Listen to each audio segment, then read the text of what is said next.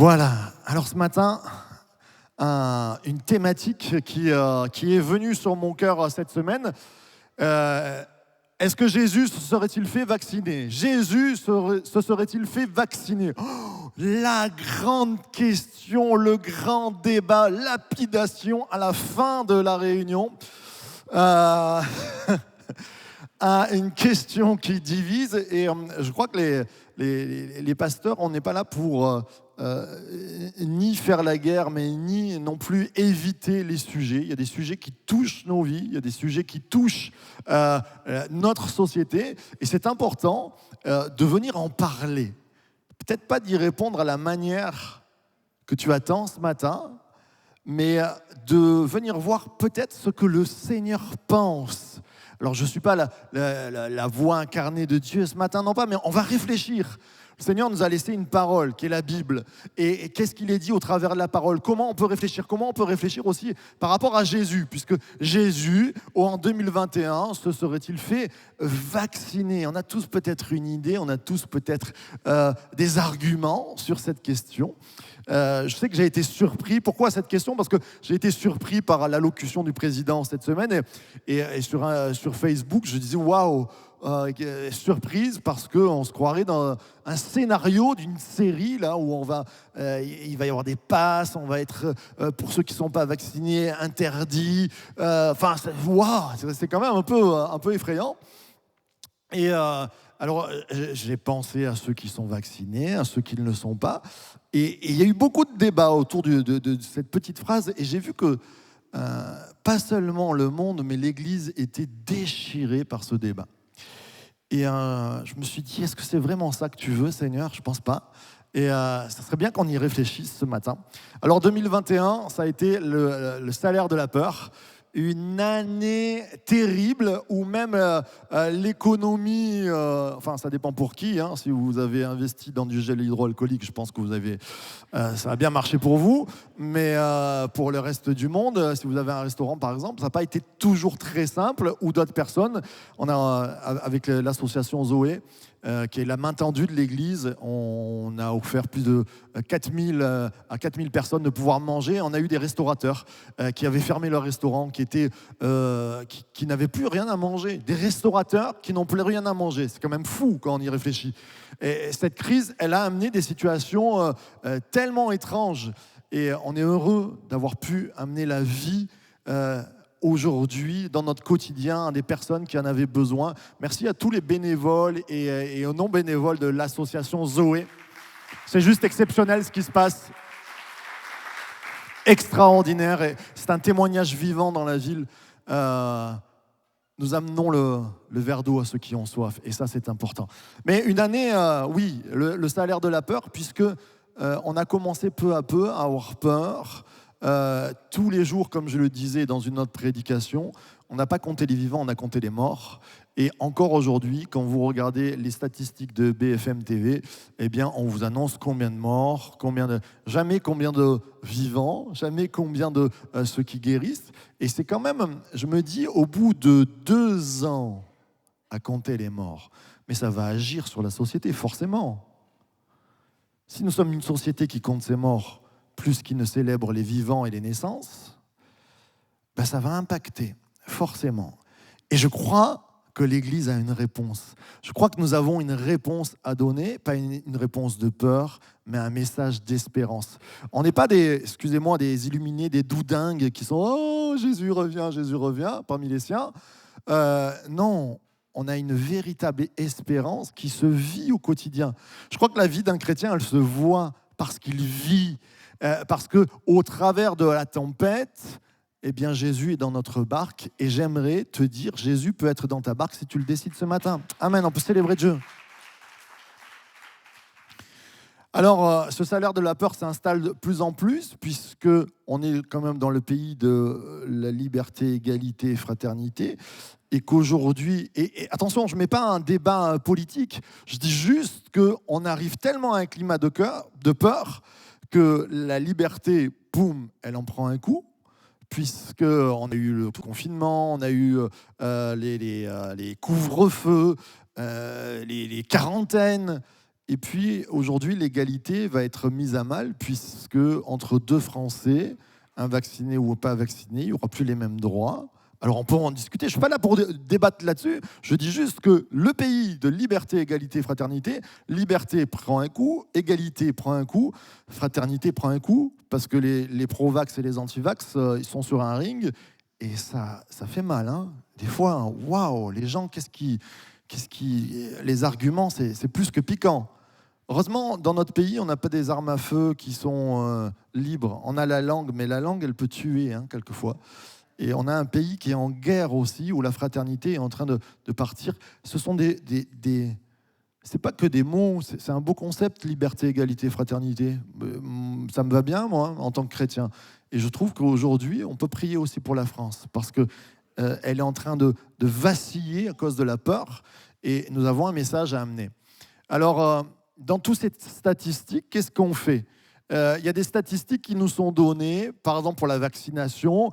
La vaccination, ça permet d'éviter de propager, et puis à 50%. Et puis vous regardez le lendemain, il y en a un qui va vous dire non, c'est 80%. Et l'autre qui va vous dire, mais en fait, non, on a vacciné des gens, par exemple avec AstraZeneca, et puis en fait, on n'arrive même pas à 15% de ce qu'on voulait.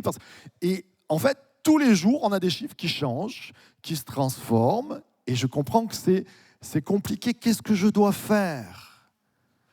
Qu'est-ce que je dois faire, moi, en tant que Marc Ambrogio, en tant qu'homme, en tant que mari, en tant que papa, en tant qu'enfant, qu'il y a des parents qui sont jeunes,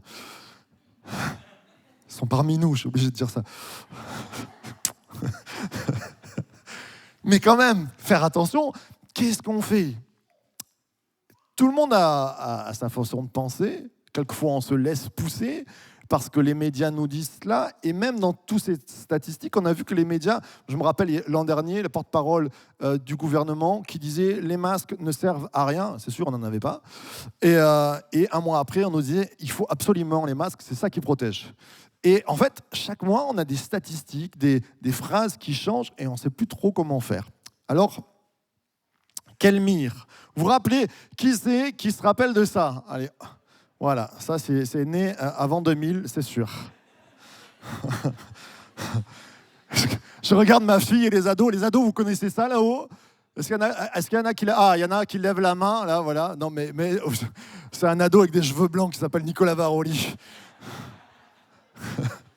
Il a un cœur d'ado. Alléluia. La mire. Alors la mire, vous savez, des fois on éteignait la télé ou tu allumais la télé le soir et il y avait de la musique avec ça. À la base, c'est pas fait juste pour un temps d'attente. La mire, c'est fait pour un étalonnage des couleurs, du noir et blanc, du cadrage de la télé. Et c'était fait pour que on puisse avoir une direction, pour avoir les bonnes couleurs, pour avoir le bon sens. On utilise le mot mire aussi dans quelle situation ? Au tir, exactement, sur un fusil, vous avez un point de mire, une mire, c'est au bout, c'est le viseur. Et d'ailleurs, on peut le régler.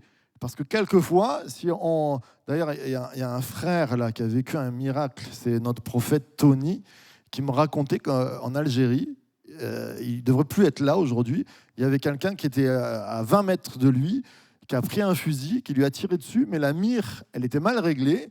Et en fait, il avait mis la mire à 100 au lieu de 20, et la balle, elle lui est passée là. Et gloire à Dieu, parce que notre Tony est toujours là à cause d'une mire mal réglée.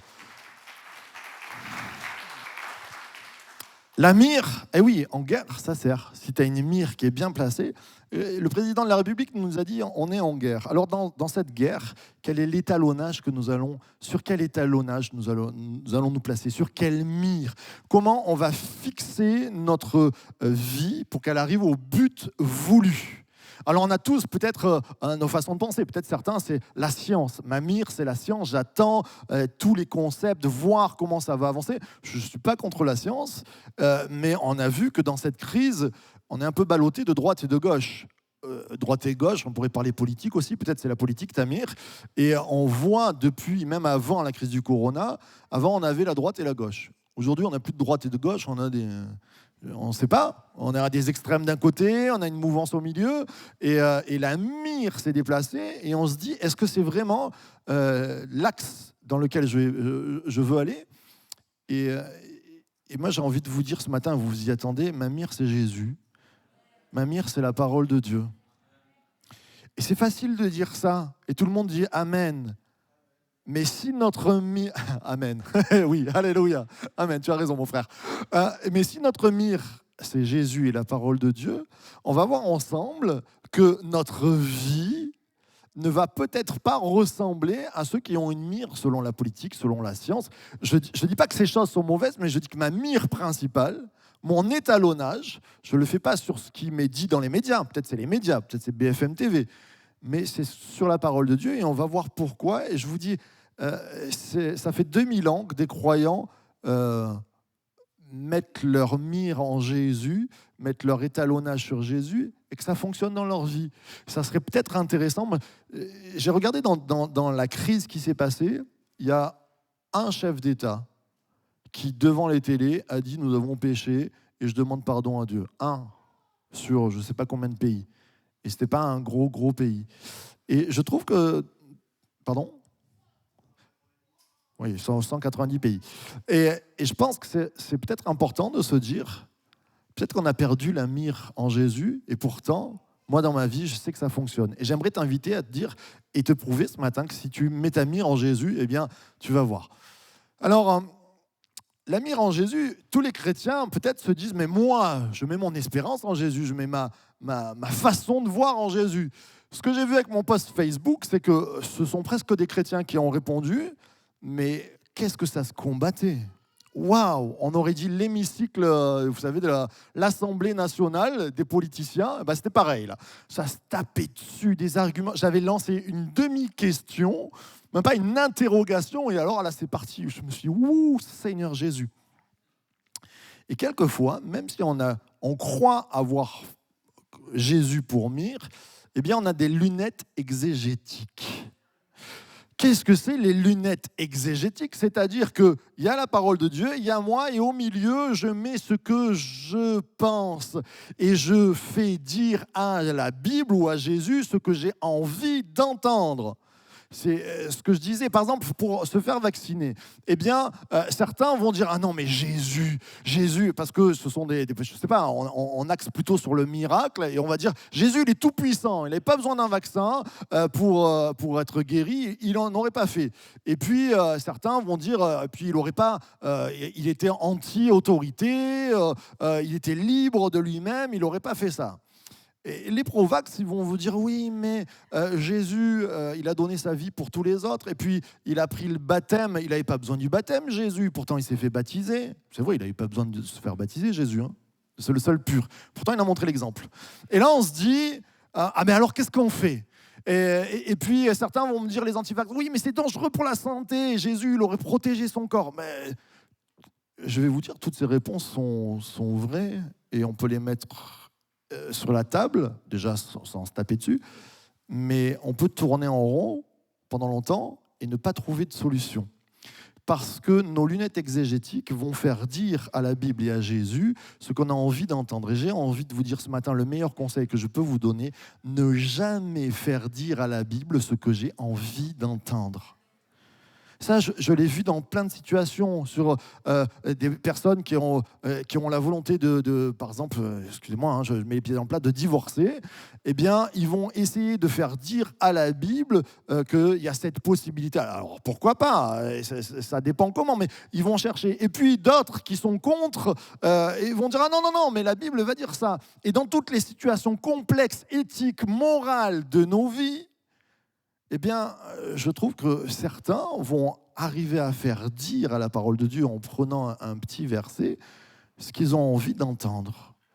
Et ce matin, j'ai envie de prêcher pas un verset, pas une petite partie, mais toute la parole. L'Église Source de Vie, elle est là pour amener un message, et toi qui es aussi devant ton écran, de toute la parole de Dieu, pas d'un petit message, et on peut réfléchir. Et si on ne trouve pas de solution, eh bien, on va voir, on prie, on peut prier, on peut aussi être saisi par le Saint-Esprit pour savoir ce qu'on doit faire.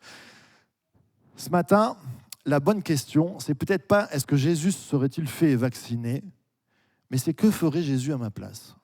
D'ailleurs, pour les plus anciens, là aussi, il y avait un vieux bouquin qui s'appelait « Que ferait Jésus à ma place ?» C'était un un bon petit livre qui parle dans nos actions. Pourquoi je dis la bonne question? Parce que déjà, quand on dit « Est-ce que Jésus serait-il fait vacciner ?» je ne suis pas sûr que Jésus aurait répondu à cette question. Et je ne suis pas sûr qu'on doit répondre à cette question. Est-ce que Marc Ambrogio doit-il se faire vacciner? J'ai envie de vous dire, ça me regarde. Et on va voir ensemble, c'est une question de conviction. Et tout ce qui n'est pas question de conviction, c'est péché. C'est ce que la parole de Dieu, on va le voir ensemble. Et je pense que quelquefois, on veut, est-ce que je dois faire, est-ce que je ne dois pas faire? Est-ce que la Bible me dit de faire ou de ne pas faire? Et Jésus nous prend souvent à contre-pied. Et plutôt, qu'est-ce que Jésus aurait fait à ma place? Peut-être qu'il n'aurait pas parlé de la vaccination, mais qu'il aurait montré par son exemple une voie à suivre. Et c'est là où je veux nous amener ce matin. Quelle est la voie que Jésus nous demande d'avoir, Église Source de Vie, en 2021, face à de tant et grandes questions? Alors, on va le voir ensemble. Premièrement, ce que j'aimerais, je pense, ce que Jésus aurait fait, c'est qu'il aurait pris son temps. On est dans une société qui nous dit « Allez, demain, il faut le faire ». D'ailleurs, le président a dit « Vaccination ». Il y avait 1 million de personnes qui ont compris d'assaut. Alors, ça fait des mois que la vaccination... Je me suis dit « Hey, ils se sont réveillés. Pourquoi ils se sont réveillés maintenant pour aller se faire vacciner ?» Et tout le monde se bouscule. Alors, on va voir ensemble aussi. Et je comprends pourquoi on se bouscule, vu l'ultimatum peut-être. Prendre le temps. On est dans une société où on ne prend plus le temps. Nous sommes dans une société où on zappe rapidement, où il nous faut tout de suite. Et même moi, je suis un enfant du zap. Vous savez, la télé, on avait les télécommandes. Avant mon époque, les années 70, comme certains, il y a Luc qui nous revient d'Inde, Luc Mignon, il est un peu plus vieux que moi, il a connu avant la télécommande où il fallait se lever, il fallait appuyer sur des boutons. 5 ans avant moi, mais c'est beaucoup, c'est beaucoup. Tu as connu les dinosaures, toi, moi je ne les ai pas connus. Prendre le temps de réfléchir. On n'est pas obligé de répondre directement, on n'est pas obligé de prendre une action. Alors, on n'est pas des neutres, comme certains pays, qui jamais ne vont s'engager. Non, on va prendre le temps pour choisir. Mais Jésus a pris le temps. Il nous est dit dans Luc, si un roi part en guerre, c'est Jésus qui le dit, contre un autre roi, il s'assied d'abord pour examiner s'il peut, avec 10 000 hommes, affronter celui qui vient l'attaquer avec 20 000. Si ce n'est pas le cas, alors que l'autre roi est encore loin, il lui envoie une ambassade pour demander la paix. Jésus dit aussi, si tu dois construire une tour, avant de la construire, assieds-toi et réfléchis. D'ailleurs, dans le monde entier, il y a des personnes qui n'ont pas fait ça. Je suis d'origine italienne, et les Italiens, quelquefois, on agit avant de parler, avant de réfléchir. Et si vous allez à Pise, il y a des gars, ils se sont lancés à faire une tour, ils n'ont pas réfléchi, ils n'ont pas lu la Bible, ils n'avaient pas lu la Bible, c'est dommage, s'ils avaient lu la Bible, la tour, elle serait droite. Maintenant, bon, elle est super connue parce qu'elle est tordue, mais c'est pas top quand même. L'architecte, si tu es reconnu pour avoir fait une tour tordue involontairement, c'est waouh.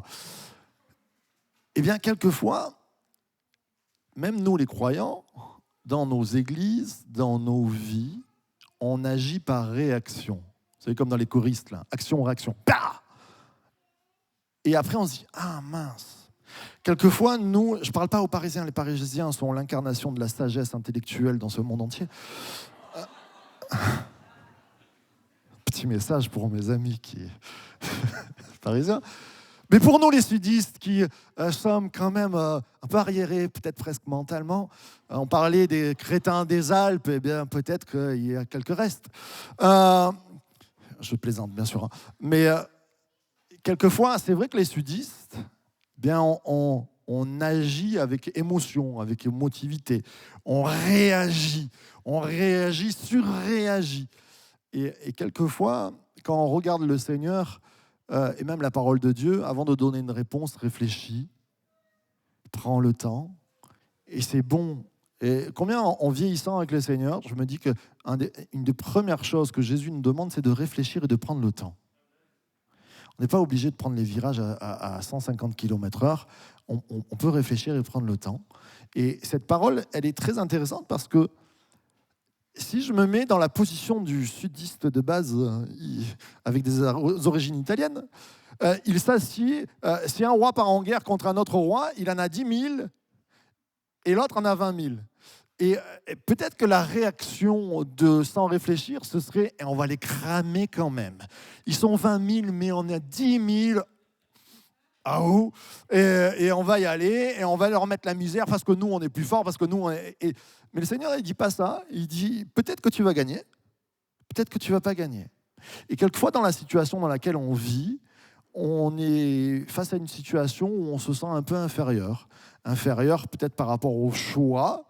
Certains ont... malgré tout, par rapport au vaccin, c'était quand même 50-50 sur la France. Qu'est-ce que je fais? Qu'est-ce que je ne fais pas? Est-ce que si je me fais vacciner, c'est un danger pour ma vie? Est-ce que si je ne me fais pas vacciner, je suis un danger pour les autres? Il y a toutes ces questions qui se posent là. Prends le temps de réfléchir. Prends le temps de réfléchir et prends le temps de prier.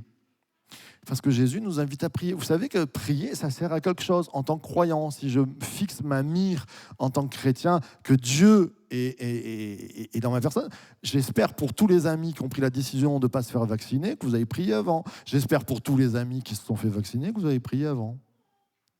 Parce que ce n'est pas anodin. Et là, ça, on peut le dire quand même. Ce n'est pas anodin, parce que même la science, elle dit... quand vous voyez des grandes entreprises pharmaceutiques qui dit on ne met aucune responsabilité sur nos entreprises sur les quelconques séquelles qu'il pourrait y avoir par rapport au vaccin, on peut réfléchir, on peut prier quand même, mes frères et sœurs. Je suis ni anti-vax ni pro-vax, j'ai mon choix personnel, mais réfléchissons. Réfléchissons à peut-être même nos générations à venir, quels sont les risques ou pas. Et tant qu'on est libre, mes frères et sœurs, vous êtes libres. Ce n'est pas une façon de penser ou une force de façon de penser qui va vous faire agir. C'est la prière et c'est votre réflexion aussi. Vous êtes intelligent, vous prenez des décisions, vous priez. Il nous est dit, je ne sais pas passer, veillez et priez afin que vous ne tombiez pas dans la tentation. L'esprit est bien disposé, mais la chair est faible. Dans tout ce que nous faisons, surtout dans des axes cruciaux comme cela, priez avant de faire les choses, mes frères et sœurs. Je ne suis pas scientifique. Je ne peux pas dire, ouais, le vaccin, nanana. Je sens que tout le monde est troublé et je sens que ce n'est pas toujours très clair. Eh bien, priez. Deuxième point que Jésus aurait fait après attendre, je pense, après prendre le temps, c'est suivre les bons guides ou suivre le bon guide. Mais j'ai mis les bons guides parce que Dieu a prévu plusieurs guides dans nos vies. Déjà, c'est éviter les mauvais. La parole de Dieu nous dit dans le psaume 1, heureux l'homme qui ne marche pas selon le conseil des méchants, qui ne s'arrête pas sur la voie des pécheurs et qui ne s'assied pas en compagnie des moqueurs. Est-ce que je dois me faire vacciner? Est-ce que je ne dois pas? Mais Jésus aurait dit, attends, réfléchis, prends le temps, et puis suis le bon guide, ne suis pas les mauvais guides. Qu'est-ce que c'est les mauvais guides? Déjà, moi quand je vois des méchants, là c'est marqué, heureux l'homme qui ne marche pas selon le conseil des méchants. Excusez-moi, quand je vois quelquefois certains chrétiens, l'animosité sur les réseaux sociaux qui sont en train d'envoyer par quelques lignes, je me dis, waouh. Enfin, je ne sais pas, je me rappelle que normalement la Bible dit que ce qu'on doit voir d'un croyant, c'est sa bonté. Ce qui doit transpirer de nos vies, c'est l'amour, c'est la bonté, c'est la paix. Je vous le rappelle, juste comme ça. Je nous le rappelle à nous, sudistes, sanguins. Je le dis souvent, notre culture, elle est renouvelée. Notre culture aujourd'hui, c'est Jésus. Ce n'est pas mon italianisme de base ou mon latinisme de base. Comme je le dis souvent, dans notre culture, on te dit, s'il y en a un qui veut te frapper, c'est pas tant la joue, c'est frappe-le en premier avant qu'il ne te frappe. Vrai. Mais si j'agis comme ça en tant que chrétien, ce qui arrive quelquefois, je ne suis pas dans l'amour de Jésus. Jésus a dit, tendez l'autre joue. Je vous donne un commandement nouveau, aimez-vous les uns les autres, aimez vos ennemis. Qu'est-ce qui transpire de nos discussions? Heureux l'homme qui ne marche pas selon le conseil des méchants. Mes frères et sœurs, ce n'est pas un jugement que j'aimais. Quelquefois, je vois passer des mails, quelquefois, j'entends des propos, même sur le président de la République. vous ne le comprenez pas, mais la Bible nous enseigne à prier pour lui, à aimer tous les hommes. Parce que si je ressemble à mon père, Dieu a tant aimé le monde, il a aimé aussi Emmanuel Macron. Je suis désolé de dire, pour moi c'est basique. Et pourtant, des fois on s'emporte un petit peu. Alors je comprends, quelquefois il y a des situations qui nous mettent en crise.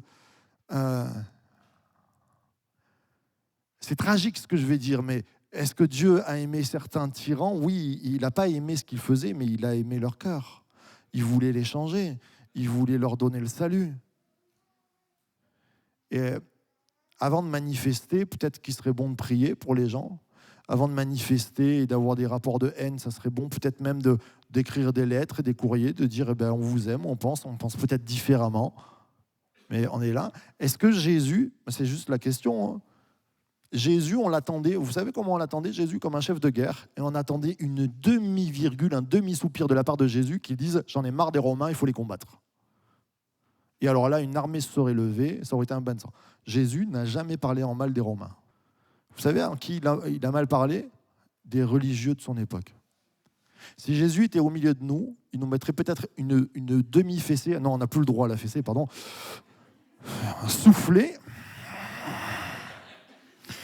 un soufflet pour nous dire, avant de parler des pro-vax, anti-vax, de la politique, c'est vous que je regarde en tant que religieux. Religieux qui veut dire relié. Est-ce qu'on est vraiment relié à Dieu ou on est relié à notre ego, à notre volonté propre? L'homme qui ne marche pas selon le conseil des méchants, les mauvais guides, il y a beaucoup de mauvais guides qui apparaissent. Mais le premier mauvais guide que je vois dans notre période, c'est la peur. La peur qui devient un guide pour nos gouvernements, la peur qui devient un guide pour notre France, la peur qui est devenue un guide pour l'Église. L'Église de France, mais... Et là, je comprends, hein, mais quand la peur nous guide, on fait toujours des mauvais choix. On fait toujours des erreurs. Alors, si c'est la peur qui te pousse à te faire vacciner, j'ai juste envie de te dire, Jésus délivre de la peur. Je ne suis pas contre le vaccin, je dis juste, ne te fais pas vacciner parce que tu as peur. Parce que aujourd'hui, c'est le vaccin, mais demain, ça sera peut-être... on interdit les églises, alors ne va plus à l'église, et donc par peur, tu vas ne plus aller... D'ailleurs, ça s'est presque passé. Non, moi, je pas. Mais qu'est-ce qui dicte notre chemin?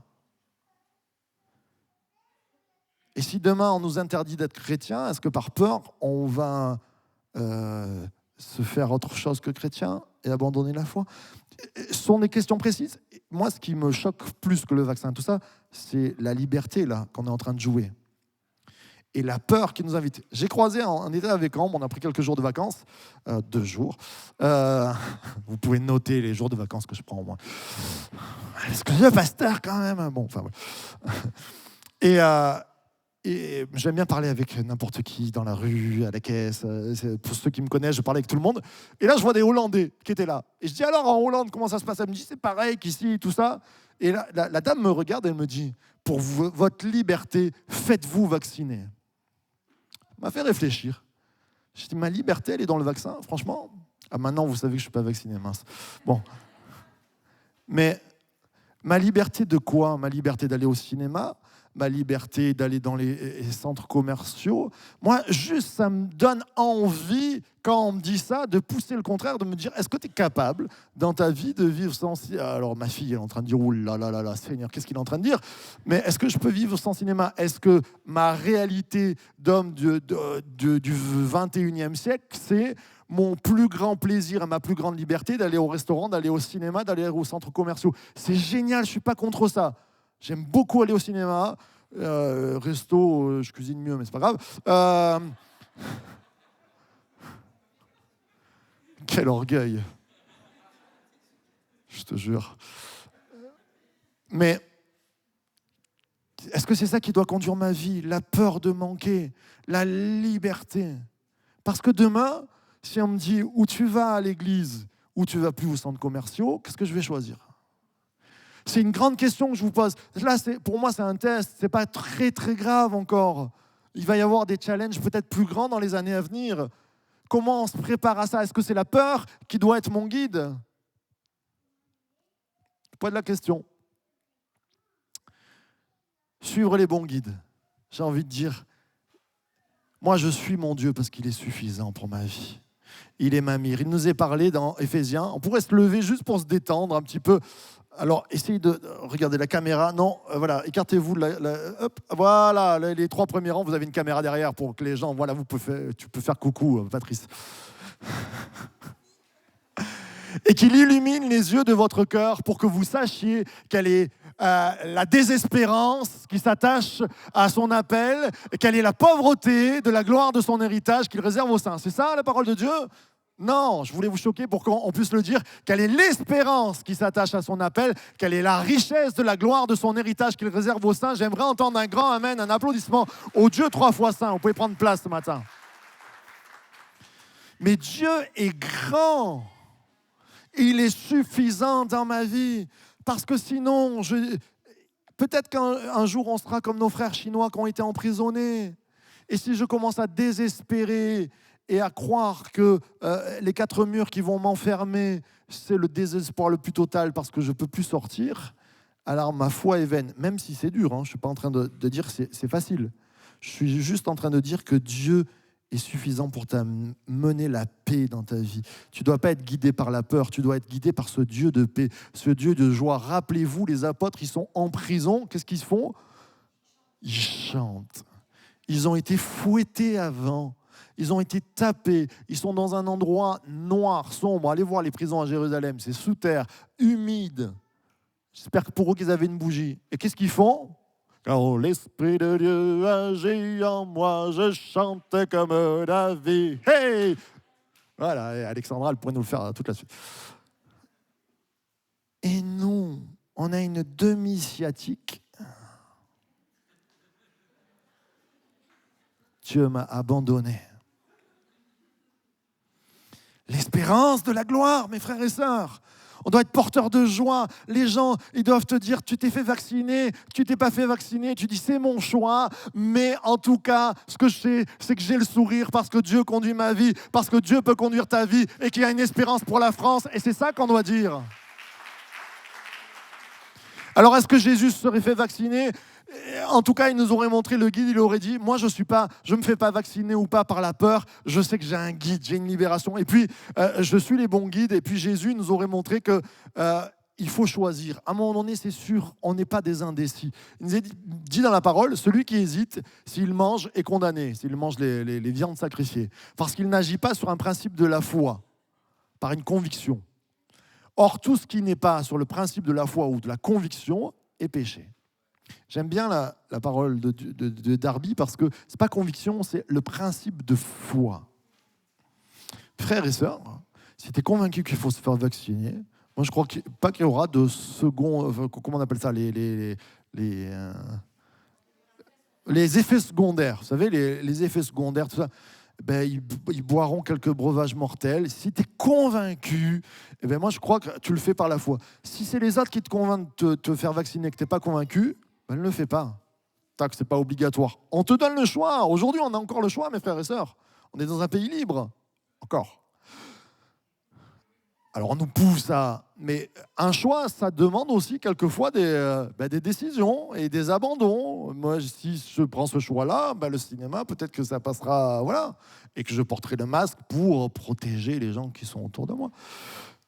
Mais vous avez un choix à faire. Ne le prenez pas par la peur, ne le prenez pas parce qu'on vous dit, prenez-le parce que vous en êtes convaincus.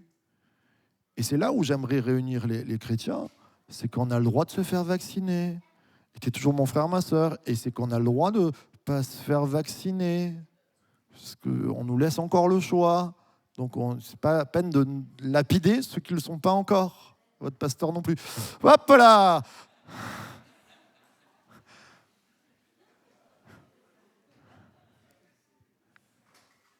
Prioriser la mission.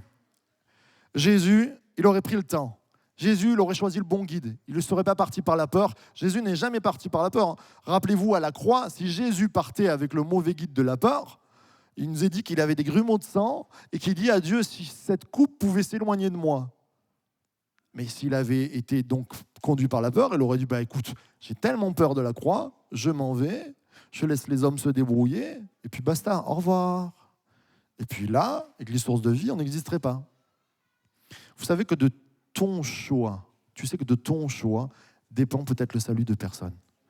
Pas le choix de se faire vacciner ou pas, le choix de ne pas te laisser guider par la peur, mais de te laisser guider par Dieu.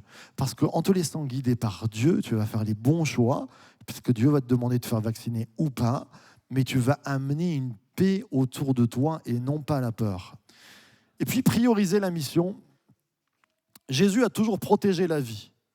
Alors que peut-être pour toi, protéger la vie, ta conviction, c'est « mes enfants, j'ai trop peur que ce vaccin, ça démolisse leur santé et je ne veux pas le faire ». Tu as le choix encore. Tu priorises la vie comme ça. Peut-être que prioriser la vie pour toi, c'est j'ai des parents qui sont un peu âgés, je veux faire attention à eux, je préfère me faire vacciner et c'est tout à fait bien et tu as le droit de faire ça et c'est un bon choix aussi. Mais protéger la vie, ça a toujours été la part de Jésus. Dans ce qu'on fait, notre guide, ça ne doit pas être « Oh, je suis un rebelle, je suis un révolté », c'est « Je protège la vie autour de moi ». Je protège ma vie, Dieu a mis une vie en moi, je protège la vie qui sont autour. Ça, c'est la mission. Jésus est venu pour amener la vie et la vie en abondance. On doit être des Zoé, exactement, des gens qui amènent la vie en abondance. Luc, quand il va en Inde, il doit amener la vie en abondance. Premièrement, il doit amener la vie en abondance avec sa femme, avec ses enfants. Amen.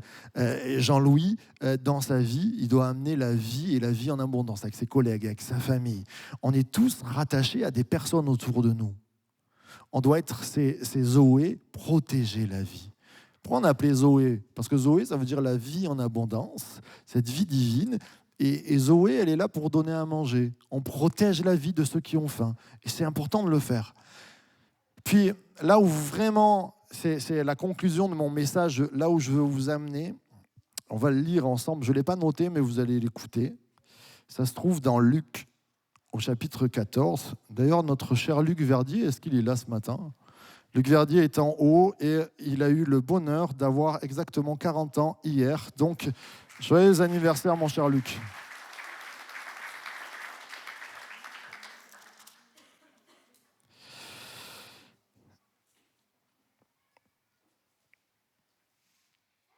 Je dis des bêtises, mais c'était juste pour fêter ton anniversaire, hein, Luc.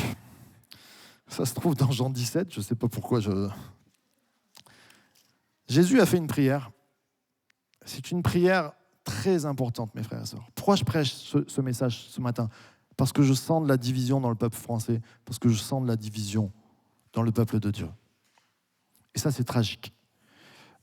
Souvent, même en tant qu'homme de Dieu, quelquefois, et je demande pardon au Seigneur et à tous ceux que peut-être j'ai blessés, mais quelquefois, c'est mon ego qui a parlé avant la réflexion que Dieu voulait mettre et l'unité qu'il voulait mettre. Et je crois que c'est important qu'on puisse réfléchir à ce que vraiment Jésus veut. Est-ce qu'il veut que je fasse passer ma volonté, ma parole ? Non, Jésus n'est pas mort pour qu'on ait 185 000 églises qui se tapent dessus, et encore à l'intérieur des églises, 2 camps qui se tapent dessus. Moi, je suis pro-vax, je suis anti-vax. Jésus a dit dans Jean 17, au verset 9, c'est Jésus qui prie avant de mourir. Et il dit, c'est pour eux que je prie. Je ne prie pas pour le monde, mais pour ceux que tu m'as donnés, parce qu'ils sont à toi. Et tout ce qui est à moi est à toi. Et ce qui est à toi est à moi. Et je suis glorifié en eux. Je ne suis plus dans le monde, eux sont dans le monde. Et moi, je vais à toi. Père Saint, garde-les en ton nom, ce nom que tu m'as donné, afin qu'ils soient un comme nous. Jésus a donné sa vie pour que nous soyons un. Et ça fait 2000 ans que l'Église se tape dessus et se divise. Parce que notre chair, notre parole est plus importante que celle de Dieu à nos yeux. Et alors, pour des questions de doctrine, toi, tu penses que le baptême du Saint-Esprit, c'est comme ça, et moi, je pense que c'est comme ça. On se déchire, on n'arrive pas à trouver une unité. Vous savez, quand on fait partie des assemblées de Dieu, il y avait une blague qui circulait il y a quelques années, qui disait, vous savez, il y a un homme qui est sauvé, qui monte au ciel, et puis Abraham lui fait visiter. Et quand il rentre à l'intérieur du paradis, il voit, tiens, là-bas dans le champ, il y a des chrétiens qui louent le Seigneur. Waouh, qui c'est eux? Ah ben eux, c'est les protestants réformés. Waouh. Et puis il passe dans un autre endroit, près de la mer, et là, waouh, qui c'est eux? Ben, ça, c'est des catholiques qui sont en train de célébrer Dieu. Et puis il passe près d'un local fermé, les fenêtres, ouais. Et puis il entend des chants dedans, bouillants, tout ça. Il louche comme ça, il regarde par la fenêtre, il essaie de voir, il dit, c'est qui eux? Il dit, ben ça, c'est les assemblées de Dieu, mais chut, ils croient qu'ils sont tout seuls.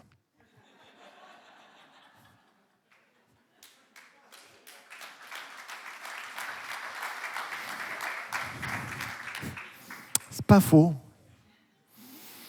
Et chacun des groupes croit qu'il est tout seul, peut-être.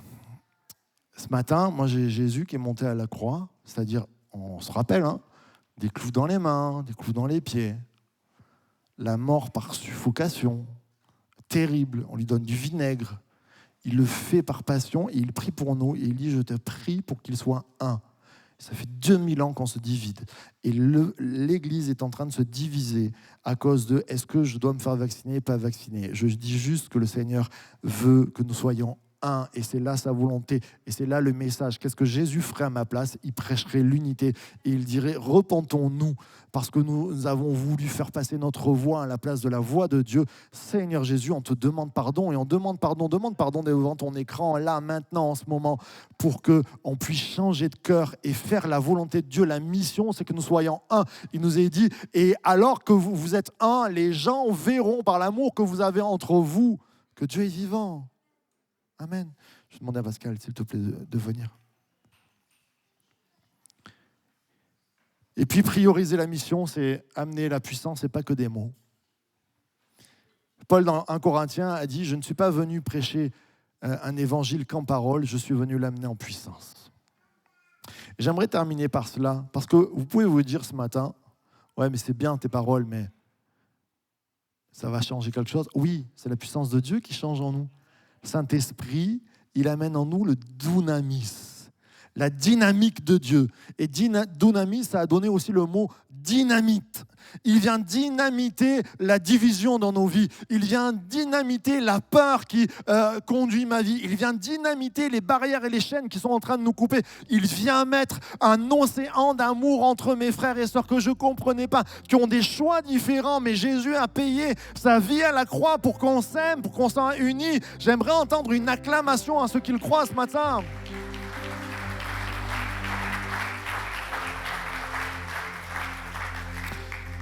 Ce matin, on va se lever et peut-être tu peux prendre un temps devant ton écran. On va prier ce matin pour que la puissance de Dieu agissante puisse agir dans ta vie. Ce matin, on a besoin d'être transformés, mes frères et sœurs. Si c'est la peur qui nous conduit, on n'ira pas loin.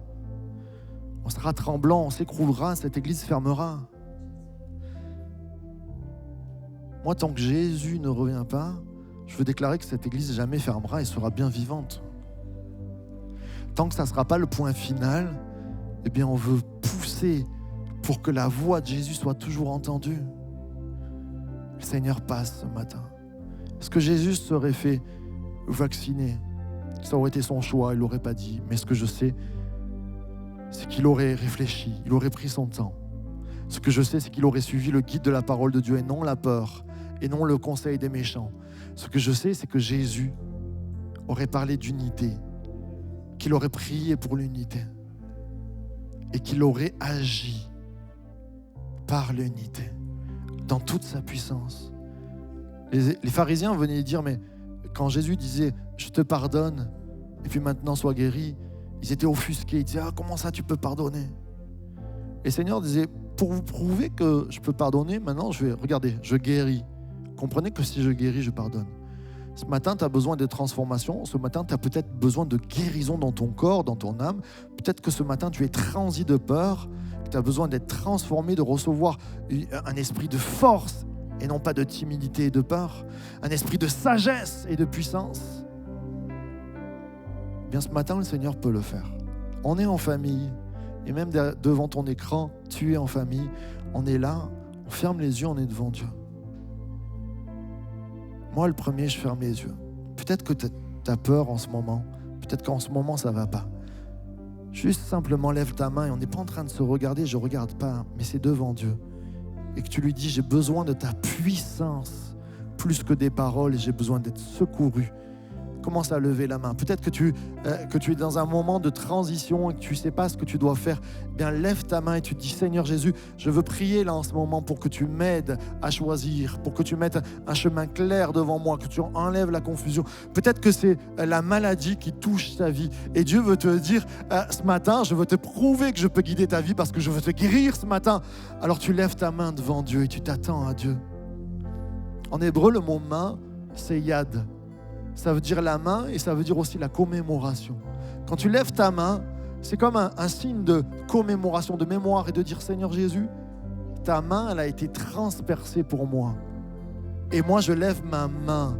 Je lève ma main pour dire, je fais confiance en ta puissance, en la puissance de la croix ce matin. Notre Père,